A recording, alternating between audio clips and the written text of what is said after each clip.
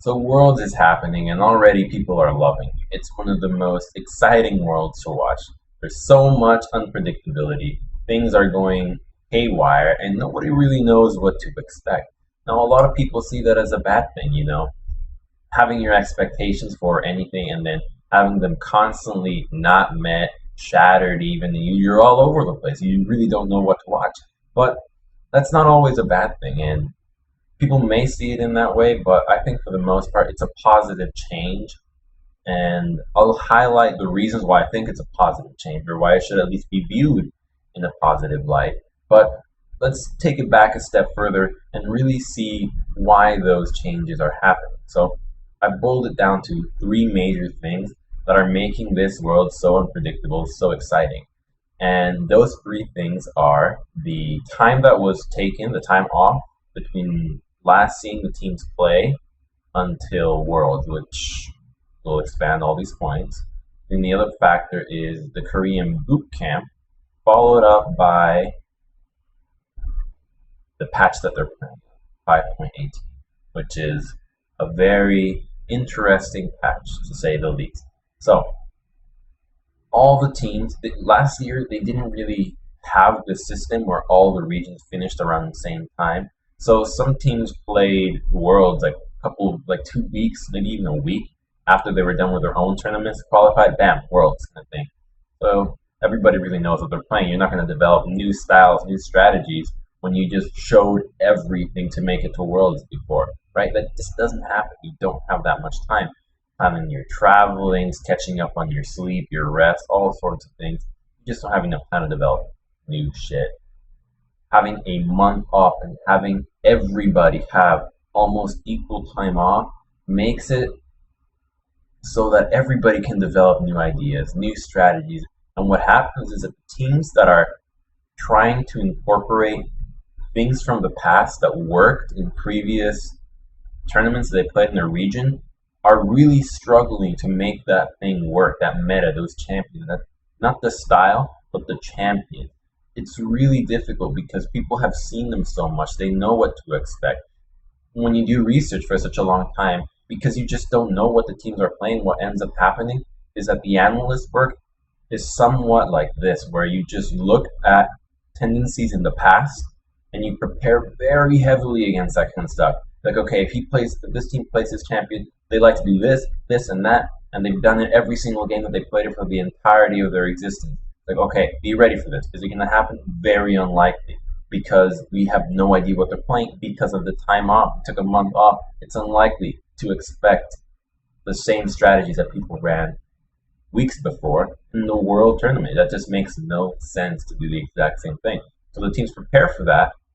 They learn about it, but it's not their focus. Their focus, all right, come up with new innovation, new things. What are we going to bring to the table that's going to surprise the world and really catch our opponents off guard? Not bring in the old stuff. Like, that doesn't really work. So that time off has allowed each team to develop their own little bubble of what they think is a good way of playing the game, the best way to play the game in the world.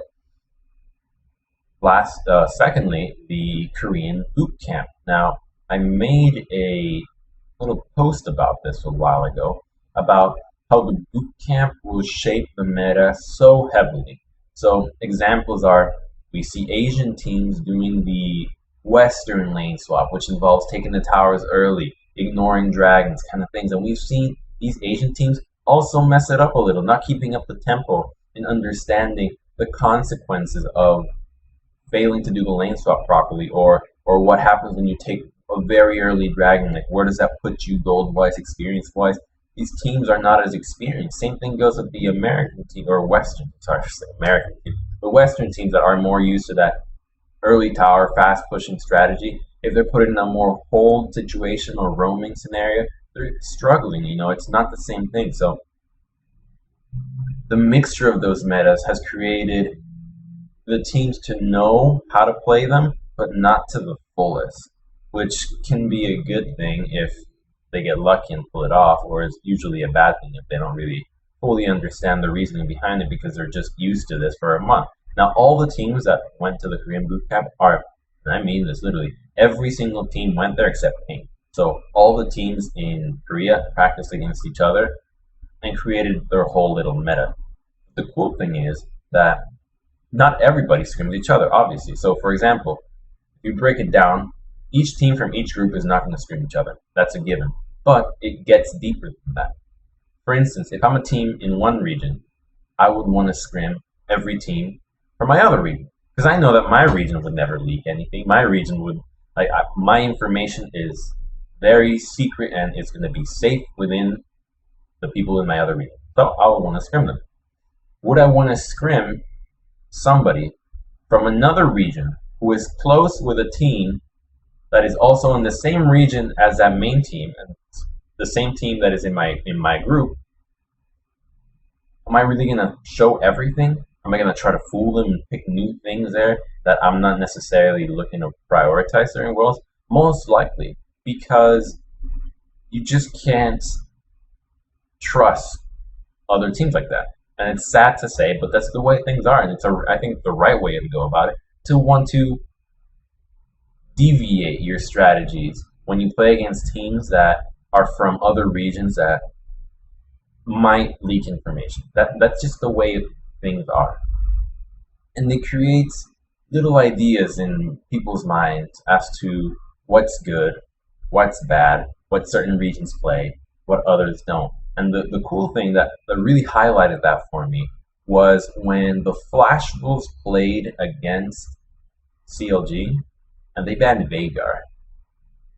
The only team that had shown Veigar, or any hint of Veigar by that matter, was Cloud9 earlier.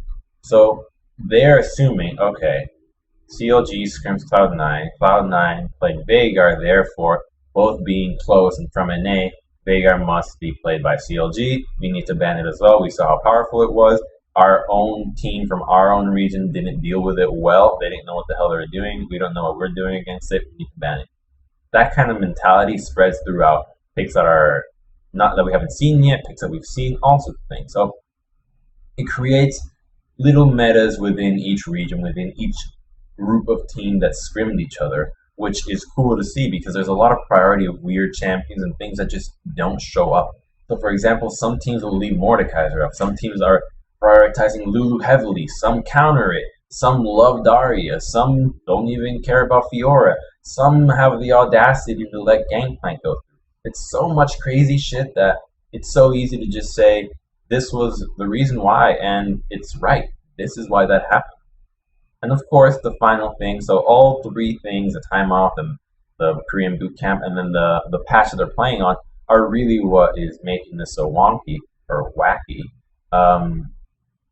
5.18, now, that patch isn't where everything is crazy, because there was a build-up throughout the entire year, in which teams are getting better, teams are really understanding the game to a deeper degree, and they're able to play more new things. So trying new picks, as long as you're good at, is becoming the bigger mentality. Like, this is a good pick here, I can play it, let's give it a go kind of mentality.